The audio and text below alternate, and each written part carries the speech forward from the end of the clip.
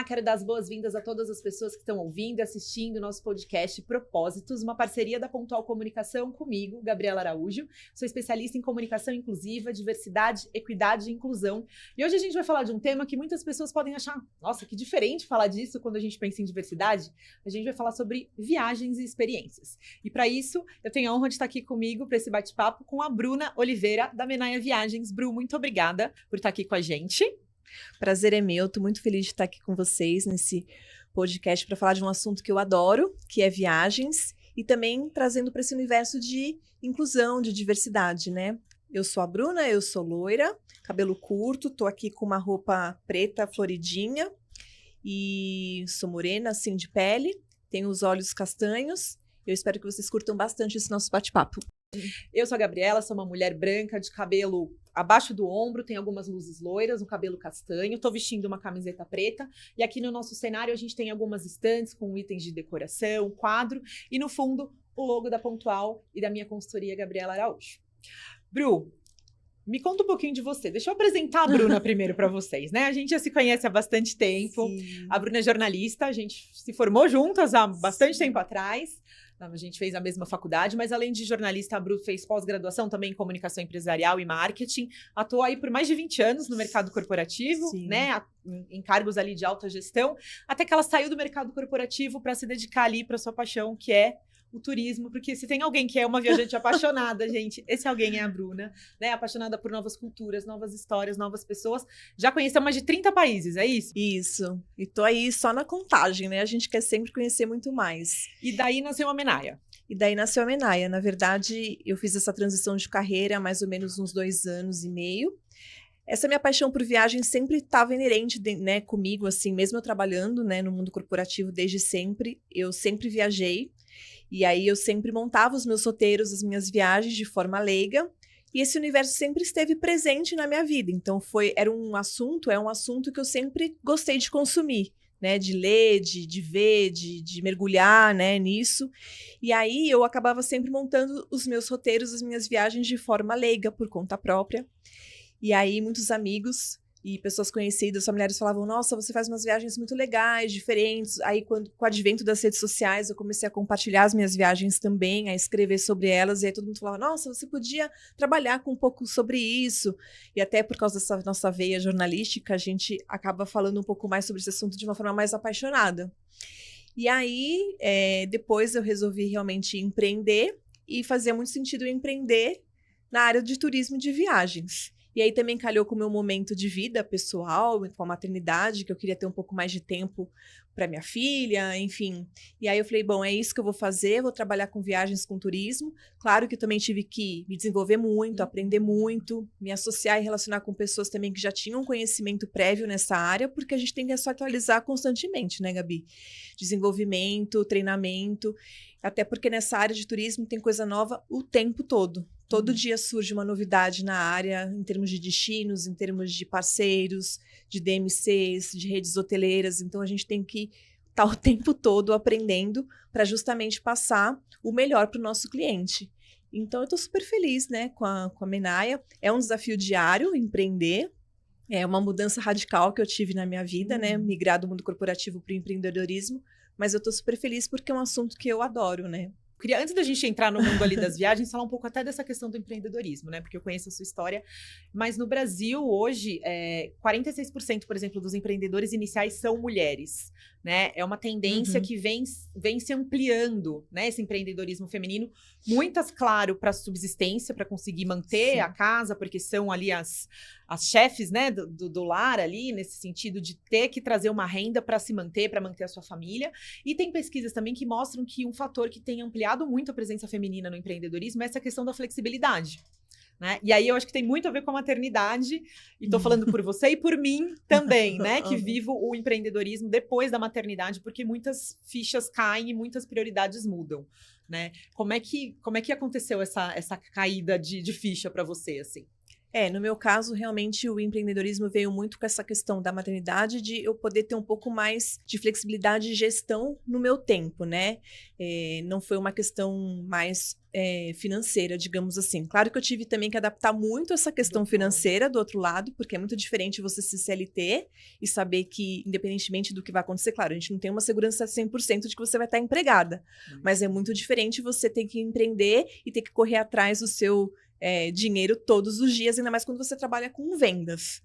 Mas, realmente, o que pesou muito foi o fato da minha filha ter nascido, e aí ela nasceu bem ali próximo da pandemia, ela é de 2019. Pela primeira vez na vida, eu acabei tendo que trabalhar forçadamente, como a maioria das pessoas, home office. Eu nunca tinha feito home office na vida. Eu achei que eu ia surtar no início, porque eu era extremamente workaholic também, no sentido de tipo, não, eu não vou conseguir ficar em casa, mas eu experimentei um lado muito bom, que eu pude acompanhar de perto o desenvolvimento dela. Eu tive, graças a Deus, uma rede de apoio muito boa, que me permitiu trabalhar decentemente, né, em casa. E aí eu falei assim, poxa, existe vida, assim, né? Fora do corporativo, né? daquela coisa de você ter que sair 6h30 da manhã, voltar 9h30 da noite, e eu praticamente não havia, né? E aí eu falei, não, eu quero poder estar um pouco mais presente na vida dela, poder buscá-la na escola, levá-la na escola, participar de uma atividade complementar dela, estar mais próximo sem ter que ficar o tempo todo barganhando ali, né, com a minha chefia, no sentido de tipo, olha, eu tenho uma reunião para ir, né, da escola, eu quero poder acompanhá-la em algum momento, embora eu tive uma sorte enorme na minha vida, assim, de contar com supervisores, né, com chefias muito legais nesse aspecto, mulheres também, na sua grande maioria, mas a gente sabe que é diferente, né? Então, realmente, isso contou muito para que eu realmente falasse, não, eu quero mudar, quero fazer uma transição para eu poder ser a dona do meu tempo, gerir um pouco melhor o meu trabalho, né? Tudo tem seu ônus e bônus. Sim. Mas hoje, no meu momento atual de vida, eu acho que realmente eu ganhei muito mais fazendo essa escolha, né? Então, eu tô feliz com essa escolha, apesar dos grandes desafios que o empreendedorismo tem, especialmente para a mulher, porque a gente continua tendo que angariar esses espaços. Espaços de fala, espaços comerciais, espaços até financeiros, porque também tem estudos que comprovam que mulheres recebem muito menos financiamento, por exemplo, do que homens, muito menos investimento do que empresas geridas por homens. Então, os desafios, alguns acabam acompanhando o empreendedorismo também, né? Com certeza. E aí, a gente também vai se associando a pessoas que passam pela mesma situação que a gente está vivendo. Então, é importante a gente também participar de grupos de relacionamento, de networking, né? Conhecendo pessoas, mulheres também que estão vivendo nesse mesmo momento que a gente está vivendo. Se associar a redes de apoio, a mulheres que estão maternando também, vivendo sobre isso, né? Então, a gente vai se fortalecendo. Então, isso é muito importante. Né? Eu acho que se é uma dica aí que a gente pode dar, né, para quem está vivendo isso, não fique sozinha, não seja solitária, né? Mesmo você trabalhando numa pequena empresa, ou se você começa pequena como hoje eu sou basicamente uma urgência, mas eu tenho parceiros. Mas não se isole, né? Não seja solidário, amplie a rede, vá buscar ajuda, vai buscar pessoas para compartilhar, para conversar com você e você ampliar realmente o seu espaço, enfim, buscar realmente essa troca, esse compartilhar, que talvez no corporativo seja um pouco mais fácil, né? Mais orgânico até, né? Você tem outras áreas, você tem pares, no empreendedorismo a gente tem que fazer com mais intencionalidade, eu acho, mas uma dica excelente. Bom, então vamos falar um pouquinho de viagem, né? O que a gente vai falar de viagem e diversidade? Na verdade, quando grande parte das pessoas vai planejar uma viagem, pensa, sei lá, quando eu vou ter férias, né? Que dias eu tenho disponível? Qual o meu budget? Quanto eu tenho de dinheiro ali para investir nessa viagem? Quero ir para o Nordeste, quero ir para a Europa, quero ir para o interior, para onde eu gostaria de ir. E pronto, vai ali pedir para você fazer um orçamento, fazer um roteiro, ou vai construir o seu próprio roteiro, enfim. Quando a gente está falando de alguns grupos subrepresentados, de pessoas que estão dentro de grupos que são minorizados, até essa programação de viagem acaba sendo impactada, né? Sim. Uma pessoa que faz parte de um grupo LGBT, ela não pode, por exemplo, ir para todos os países do mundo, porque a gente sabe que tem inúmeros países hoje em dia que a homossexualidade é criminalizada. Sim. Né? Ou uma mulher que quer viajar sozinha, para onde ela pode ir, para onde ela não pode ir. Então, eu queria conversar com você um pouquinho disso, assim, né? Que dicas de lugares, que dicas de comportamento, o que a gente pode trazer para que essas pessoas também tenham o direito a ter essas experiências de viagem, porque eu acho que isso você também traz muito na Mená e sempre trouxe com você. Não é só viajar, É a experiência que isso vai te trazer, o sentimento que isso vai te despertar e o que vai ficar com você pro resto da vida. Com né? certeza. E eu sempre falo, assim, que na Menai o nosso foco é muito a questão da personalização, sabe, Gabi? Porque, assim, uma viagem pode ser igual para mim e para você, mas ela nunca vai ser igual de fato, porque tem uma pessoa realmente por trás daquela viagem. Tem a sua essência, tem a sua história, tem realmente os seus gostos, os seus interesses, a sua essência, que é muito diferente da minha, né? E quando a gente realmente fala desses grupos subrepresentados, a gente tem que levar isso em conta.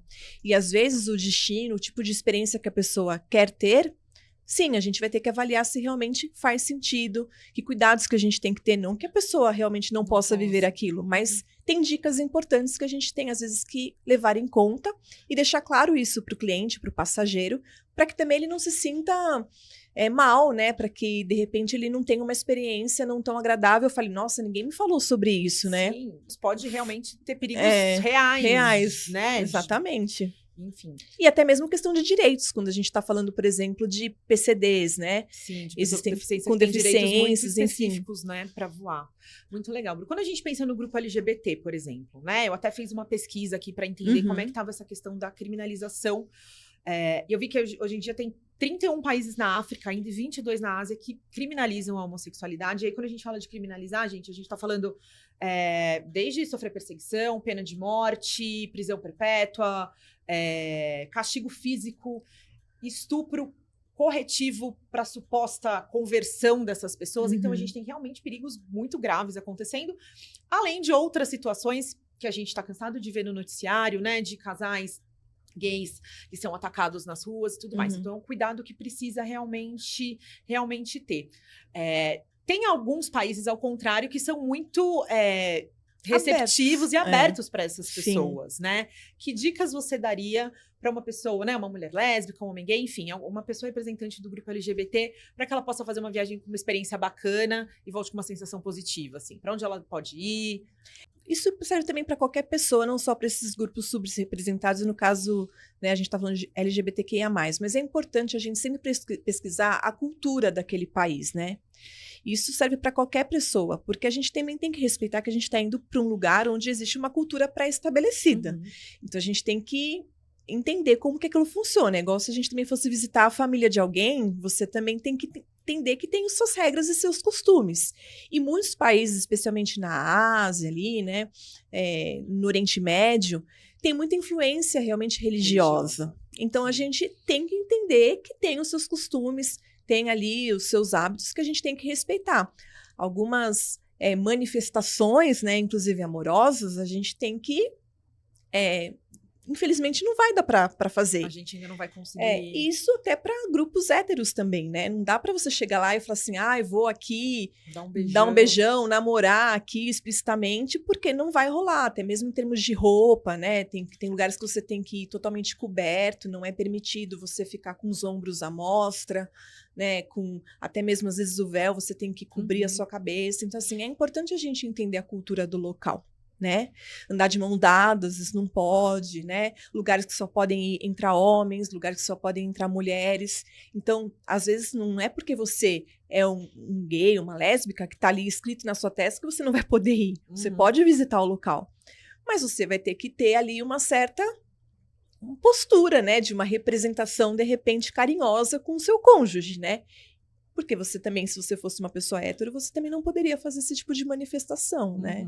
Então, esse cuidado que a gente tem que ter, né? Esse ponto que você trouxe de religião, realmente, muitos desses países têm questões religiosas e tem alguns também, principalmente países africanos, né, pelo que eu pesquisei, que eles estão adotando essa série de leis até anti-LGBT, muito por questão que eles acreditam que a homossexualidade está sendo quase que importada do Ocidente.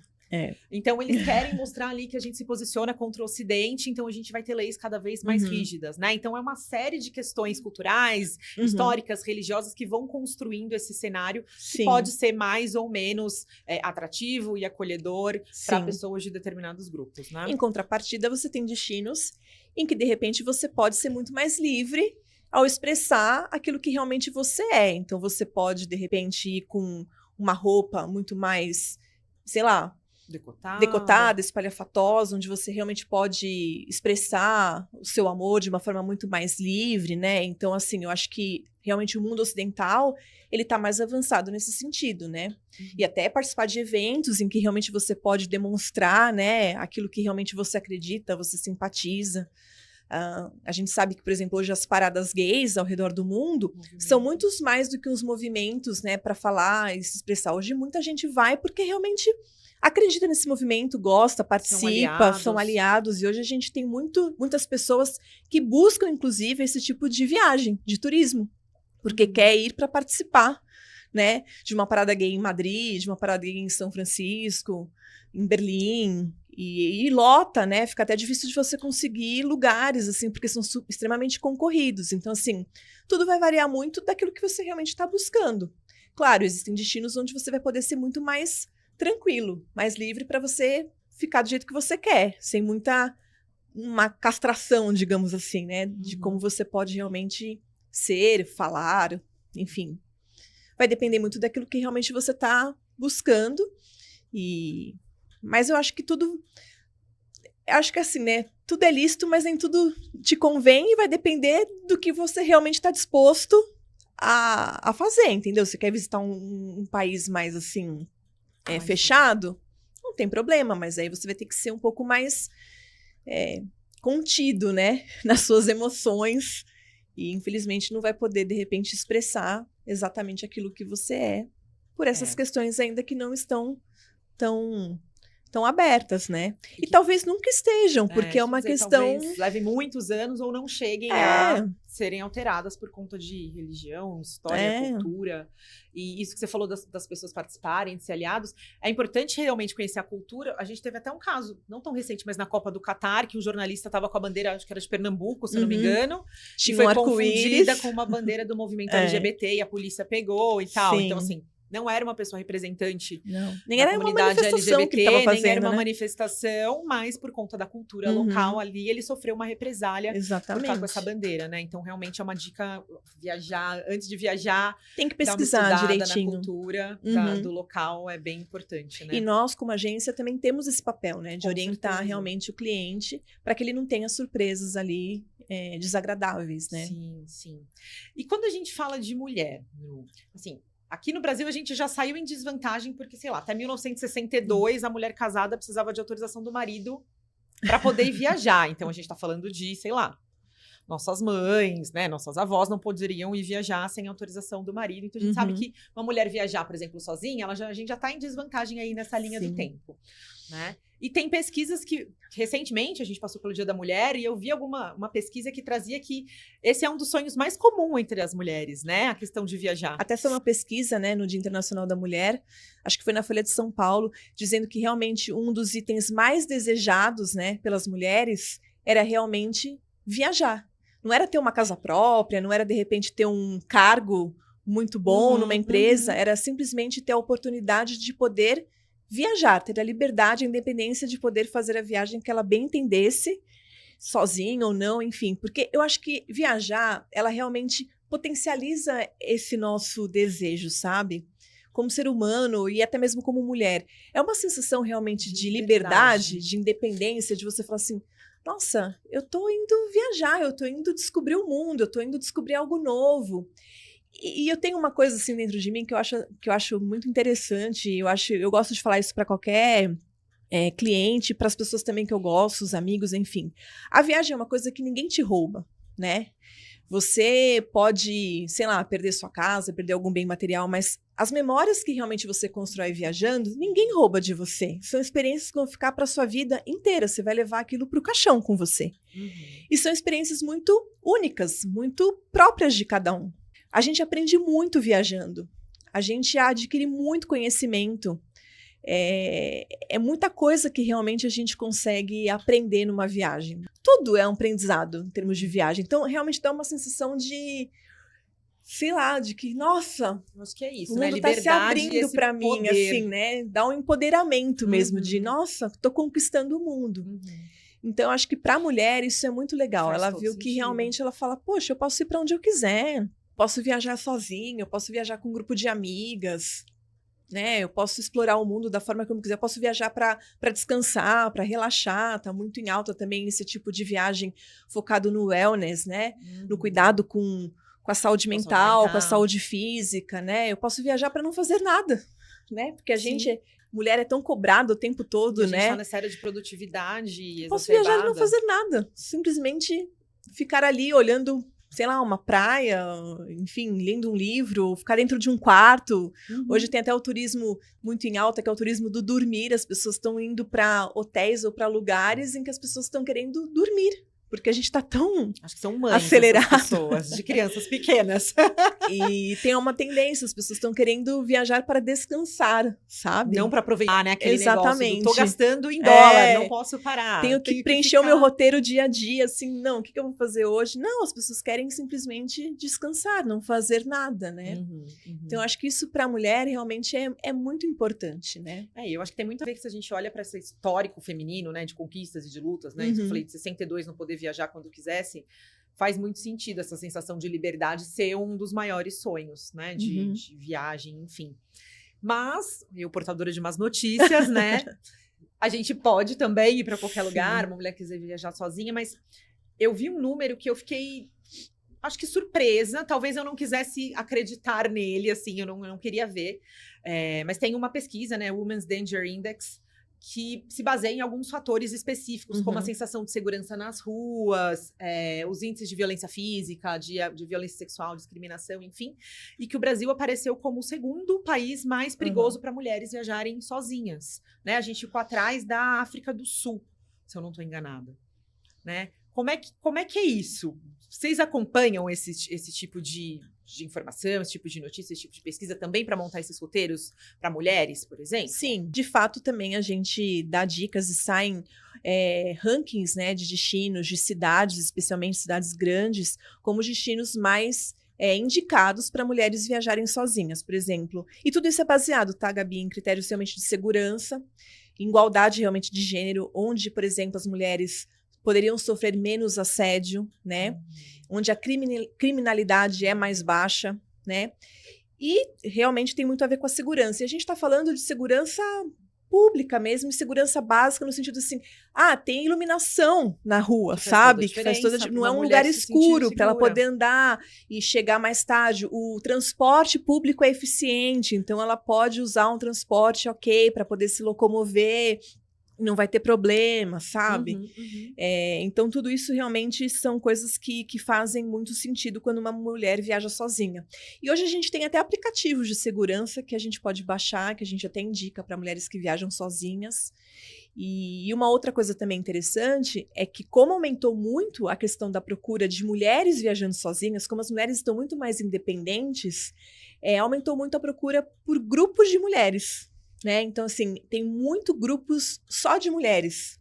Mulheres que acabam tendo interesses em viajar e às vezes ela não tem uma companhia, não tem uma amiga, não tem um parente, enfim, um conhecido.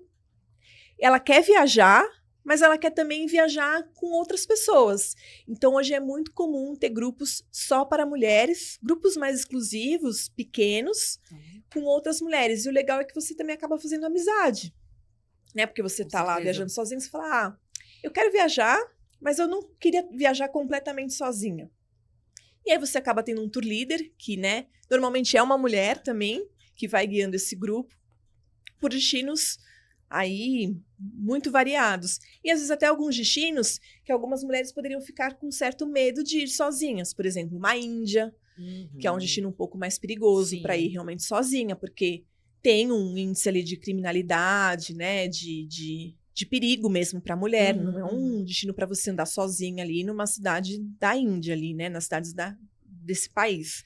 Mas em compensação tem muitos outros destinos que facilmente as mulheres conseguem ir sozinhas, por exemplo, Munique, Copenhague, Buenos Aires, enfim, tem muitos destinos que realmente são elencados como ótimas cidades para as mulheres irem sozinhas tranquilamente. Barcelona, que dá para ir tranquilamente, né? Eu acho que a Europa, em geral, tem muitas cidades que hoje oferecem esse tipo de segurança para uma mulher viajar sozinha, porque tem baixos índices de criminalidade, tem um transporte eficiente e tem aí uma cultura de igualdade de gênero melhor do que aqui a América Central, a América do Sul e também alguns países ali do Oriente Médio, né? Esse tipo de cultura ainda que o machismo predomina um pouco, né, ainda. E pensando agora em pessoas com deficiência, né? Que aí também existem legislações específicas. A gente pensa muito, né, em as questões de acessibilidade e que não é só a rampa e só ter o elevador. Então, a gente, né, um banheiro adaptado. A gente tem que pensar em outro. Imagino que seja um planejamento muito maior, porque tem que pensar em outros detalhes, como, por exemplo, uma pessoa que usa uma cadeira de rodas. Se você vai mandar um transfer, por exemplo, para essa pessoa, precisa ser um carro que comporte ali a mala dela, a cadeira com espaço. Então, tem uma série de questões que precisam ser pensadas e planejadas para atender esse público, para que eles também possam ter experiências positivas nessa viagem, né? Eu acho que nesse aspecto é onde o turismo está mais atrasado. Porque também os pontos turísticos, né, e muitos deles não foram muito adaptados para receber esse tipo de público, né? Se a gente pensa em pessoa com deficiência física, ou mesmo uma deficiência auditiva, que precisa de um intérprete de Libras, ou alguma coisa em Braille. É mais difícil, por exemplo, uma pessoa com uma deficiência física, por exemplo, escalar para um Machu Picchu, por exemplo, entendeu? Você tem que pensar numa logística diferente mesmo. E, normalmente, se ela vai também acompanhada de um grupo, é mais complicado, né? Como é que ela vai, de repente, fazer uma trilha de 8 horas escalando uma montanha? Tem várias coisas que realmente a gente tem que pensar e que impactam, de fato, a experiência que esse tipo de cliente, né, de passageiro vai ter. É mais complicado. E eu acho que a gente realmente falta ainda um preparo. Até mesmo nas redes hoteleiras, nos grandes hotéis, a quantidade também de quartos adaptados é infinitamente menor do que a oferta de quartos para uma população normal, né? Em que realmente, pode entrar aqui uma cadeira de rodas. Na Europa, então, isso é pior ainda, porque os quartos dos hotéis da Europa são muito pequenos, a maioria, né? Então, são quartos voltados para pessoas sem deficiência. A gente até brinca que, nossa, você não pode ter até nem muito filho, porque se realmente já é uma família, por exemplo, com 4 crianças, já é complicado. Normalmente você já tem que procurar conjugado, 5, então, com certeza. Porque realmente os quartos são muito pequenos, ainda pensando na questão da quantidade de bagagem, fica muito apertadinho. Então, de fato, diminui muito a oferta, a quantidade de hotéis, por exemplo, adaptados para esse tipo de necessidade, né? Então, eu acho que o turismo aí, ele está um pouco atrasado. É onde tem mais oportunidade, você entende? Para a gente crescer, evolução, né? E realmente a gente tem que pesquisar com muito afinco, né? Quando tem aí realmente um cliente PCD, né? Especialmente um cliente PCD físico, assim, sabe? Uma deficiência física. Eu acho que quando é um PCD, por exemplo, auditivo, ou até visual, eu acho que aí a gente consegue tentar, por exemplo, guias, né? Que, por exemplo, saibam Libras, que conseguem, de repente, adaptar, acompanhantes, não que não seja tão fácil também. Mas eu acho que facilita um pouco, sabe? Essa questão estrutural ali de acessibilidade arquitetônica também. E até da natureza ali, natural, ainda é um ponto. A região de Bonito ali, eles têm uma coisa de ecoturismo adaptado bacana. Eles têm pensado nesses clientes também, que são inúmeros, né? São um potencial de cliente ali muito grande. Bonito tem isso, até incrivelmente, assim, Dublin tem bastante também, Nova Zelândia. Eu vejo que Dublin é considerada a cidade mais acessível, uma das cidades mais acessíveis do mundo ali, né? Tem muitos... É engraçado que normalmente esses locais assim que a gente pensa como, nossa, são muito voltados para ecoturismo, tem muitas trilhas, às vezes eles conseguem adaptar melhor do que os grandes centros urbanos, entendeu? Estarem mais preparados. É até meio paradoxal isso, sabe? Então eles conseguem ter algumas trilhas, algumas pontes suspensas que eles conseguem adaptar para esse tipo de passageiro, né? Mas ainda eu acho que é um campo a ser bem explorado. Eu tava pesquisando praias, assim, que tipo de praia, que praias a gente tem acessíveis. Aí eu até encontrei algumas, né? Praia do Forte, Praia de Iracema, Praia de Copacabana, que tem, por exemplo, algumas rampas, que tem banheiros acessíveis, que tem até cadeiras anfíbias ali, para que essas pessoas possam, de fato, viver essa experiência, né? De estar na praia ali, curtir seu verão na praia. E, apesar de ser eu acho que as atrações turísticas e as hospedagens, enfim, né, os serviços de guia, todos esses serviços que envolvem as viagens, têm um potencial muito grande ainda de evolução. Mas tem uma legislação também já evoluída nesse sentido, né? As pessoas Tem. com deficiência, por exemplo, a ANAC aqui no Brasil prevê, né, a presença de um acompanhante na mesma classe ali, num assento ao lado da pessoa. Especialmente na parte aérea, né? A gente tem aí Uhum. realmente uma resolução que vou até fazer minha colinha aqui, que é a número 280 de 2013, mas você vê, ela não é muito antiga, né? Se a gente Não for é. pensar. Que asseguram esses direitos, por exemplo, na compra de passagem, no atendimento no aeroporto, no próprio avião. Então, só para dar alguns exemplos, tem prioridade no check-in, no embarque e desembarque, tem assistência gratuita para locomoção dentro do aeroporto, tem o direito realmente de levar cadeira de rodas, bengala e outros dispositivos gratuitamente, até o uso de cão-guia, né, para quem tem baixa visão ou realmente para quem tem, né, uma pessoa cega. No avião, né, as companhias têm que disponibilizar assentos preferenciais, o embarque de cadeiras de rodas e próteses tem que ser garantido de forma segura. Tem também a necessidade ali, né, quem precisa de equipamentos médicos a bordo como respiradores, então tem como pedir isso com antecedência. Na questão do desembarque, na bagagem. Enfim, tem várias coisas que isso também é importante quando a gente faz uma anamnese com o cliente, é importante que ele informe para a gente tudo isso antes, para a gente também poder saber, porque tudo isso a gente tem que informar antes da companhia aérea, sabe? Sim. E às vezes o próprio cliente, o passageiro, ele desconhece, então também é importante que ele nos diga qualquer que seja a deficiência que ele tenha, e até mesmo autistas, sabe? Sim, não é só também tudo. Não é só uma deficiência física, Não, assim, que fica muito... Que é visível, né? Ocultas que também a gente também consegue fazer toda essa ajuda, né, na verdade, e é um direito, né? Tá garantido por lei, então realmente a gente precisa fazer valer, né? Fazer valer isso para todos. E às vezes é isso que você trouxe, é desconhecimento mesmo, né? Sim. Porque tem ali formulários que a pessoa precisa preencher, precisa ter o laudo médico, e tem um formulário que é periódico, tem um formulário que para passageiros frequentes que eles falam, né, que tem uma duração maior, e aí apesar de ter a legislação, cada empresa aérea, imagino que tem as suas... para uma empresa aérea pode valer 6 meses, para outra pode valer 12. Então, precisa correr atrás disso com uma certa antecedência também, até para garantir o desconto na tarifa do acompanhante, que pessoas com deficiência Um destino têm. que é muito preparado para isso, já há muito tempo, é a Disney, né? A Disney, a gente consegue até, por exemplo, descontos nos ingressos dos parques, a gente também tem entradas preferenciais nos parques, nas atrações, porque eles realmente tratam com um olhar muito diferenciado. Muito inclusivo, né? O PCD. E isso também é muito importante a gente conseguir captar isso também quando a gente conversa com o cliente, porque ali também o PCD é tratado de uma forma muito diferente. Ele tem prioridade em tudo, na entrada do parque, nas filas, nos restaurantes, nas atrações. É um modelo a ser seguido. O jeito Disney de tratar o PCD, a experiência do cliente, porque ele consegue vivenciar todo o encantamento Disney, participar daquilo que ele pode, né? Das atrações, vivenciar toda aquela magia de um jeito em que ele não se sente excluído, sabe? A Disney entendeu o potencial de consumo dessas pessoas, que é gigante. Exatamente. Tem tantos destinos, né? E tantos pontos turísticos perdendo, infelizmente. E tem muitos benefícios, né? Enfim, não sei se a gente pode chamar assim, mas direitos realmente por ter, né, essas... A pessoa com deficiência precisa de acompanhante. Exatamente. Junto, consegue, né, desconto com certeza. Acompanhante.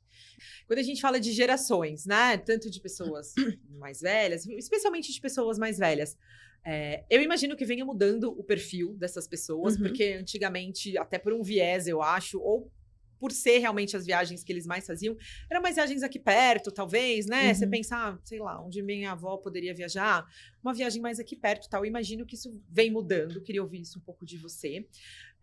E o reforço que a gente vem vendo em tempos da gente falando de saúde mental, né, dessa questão de se cuidar, tem muitas pesquisas que comprovam o quanto viajar promovem realmente essa questão de bem-estar, de fortalecer laço, às vezes familiar, se é uma viagem em família. Eu achei curiosíssimo uma pesquisa que foi feita em Pequim, até vou colar aqui também, que eles avaliaram a relação entre o turismo e a mortalidade.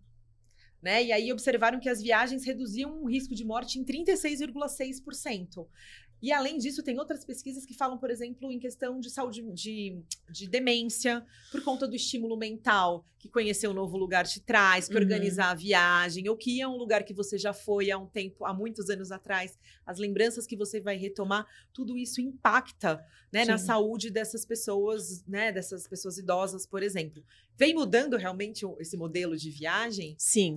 A gente tem percebido um movimento bem grande de pessoas acima de 60 anos, né? Primeiro que também, só um parênteses, aumentou, né, A a longevidade, longevidade é uma realidade das agora, pessoas, né? A Hoje, nossa... 60 anos não é uma pessoa idosa como a gente imaginava há alguns anos atrás. Uhum. Pessoas com 60 anos estão, assim, super bem, né? E querendo realmente viver muito a vida e com poder aquisitivo muito bom para realmente poder fazer qualquer tipo de viagem.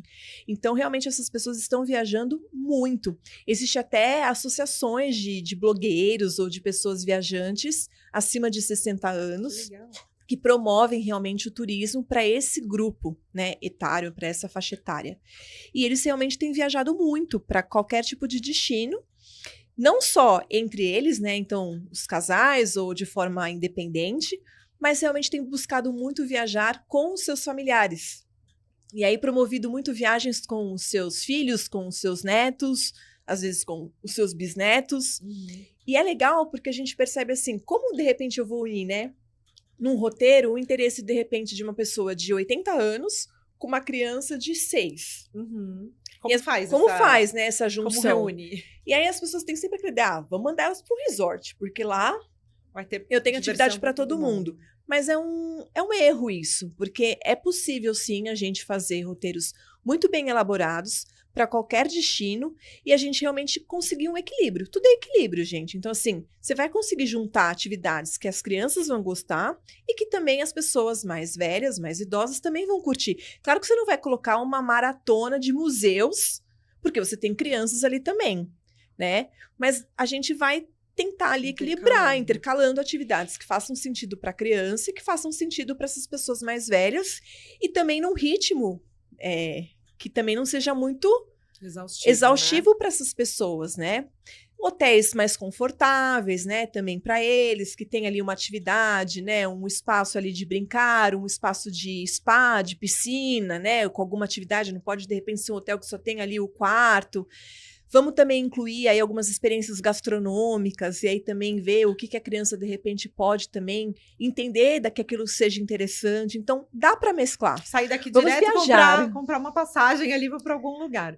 Bru, pra gente encerrar, o nome do podcast é Propósitos. Sim. Então, eu quero saber qual é o seu propósito com a Menaia, qual é o seu propósito de vida hoje. O que você conta pra gente? O meu propósito é fazer com que as pessoas sejam muito felizes viajando, que realmente elas se encontrem na viagem e que elas vejam a viagem como algo muito maior do que realmente uma viagem representa, que é aquilo que eu falei, que elas entendam que viajar é algo que ninguém rouba delas, que é algo que fica perpetuado para sempre. Então, meu propósito é fazer com que as pessoas sejam cada vez mais felizes viajando, sabe?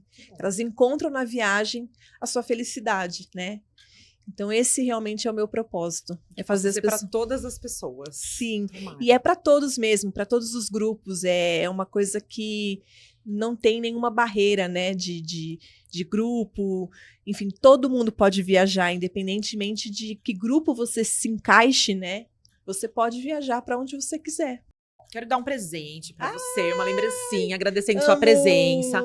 É uma cerâmica feita por uma artesã local. E eu falo que é único. Presente. Porque cada convidado que a gente traz aqui para o nosso podcast é único, assim como cada pessoa que está assistindo a gente. Então, mais uma vez, muito obrigada. Obrigada pelas dicas. Espero que vocês tenham gostado, que todo mundo aí consiga, né, programar uma viagem curta, longa, para perto ou para longe, mas que saiba que é possível, né, viver essa experiência. Se dá o direito de viver uma experiência diferente, uma experiência tão gostosa quanto uma viagem. E é isso, a gente se vê no próximo episódio aqui do Propósitos.